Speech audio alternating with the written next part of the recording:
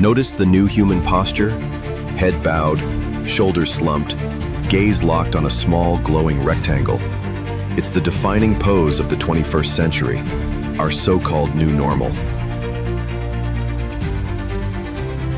Remember childhood before every moment was filtered through a screen? That world is vanishing.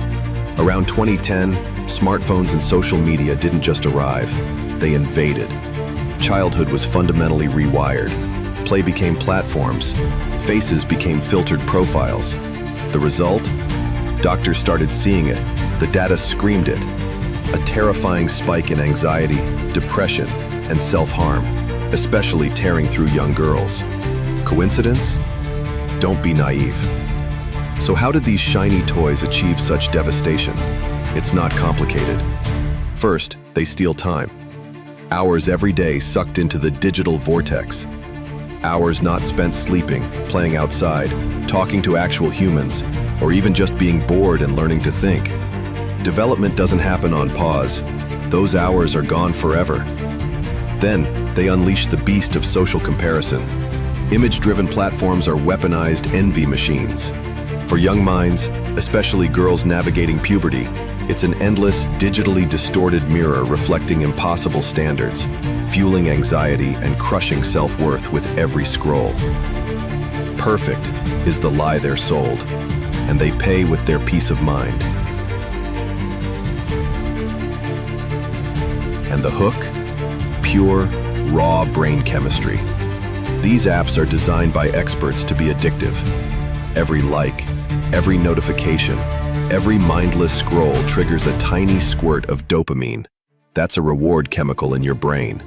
It feels good, for a second. So you crave another hit, and another. This isn't fun. It's a dopamine casino, rigging young brains for instant, shallow fixes, making real life, with its delayed, earned rewards, feel boring and slow. We're programming them for dependency.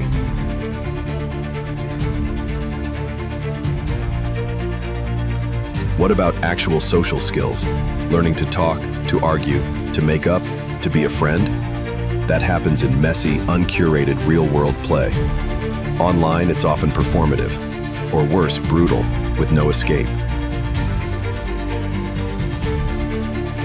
This digital assault is a catastrophe during puberty. That's when young brains are supposed to be wiring up for complex social life, for stable identity.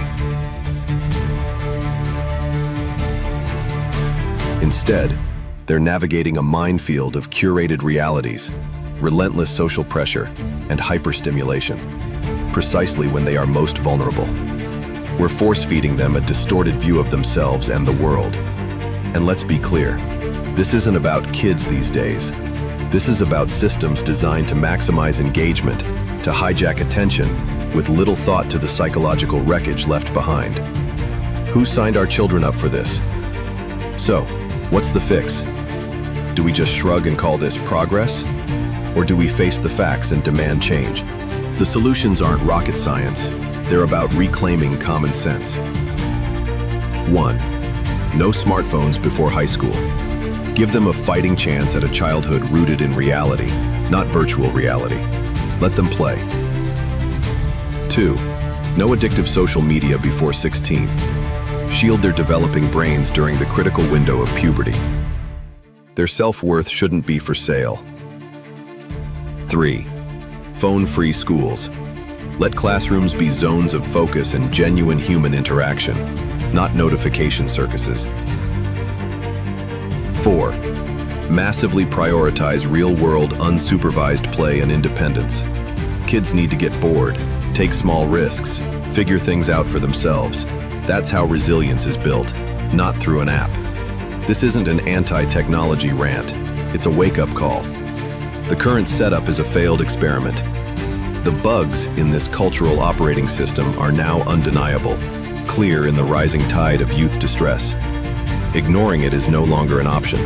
It's time to question the programming, to demand better, and to consciously build a world where technology serves young minds, instead of hijacking them. The next update needs to be a human one.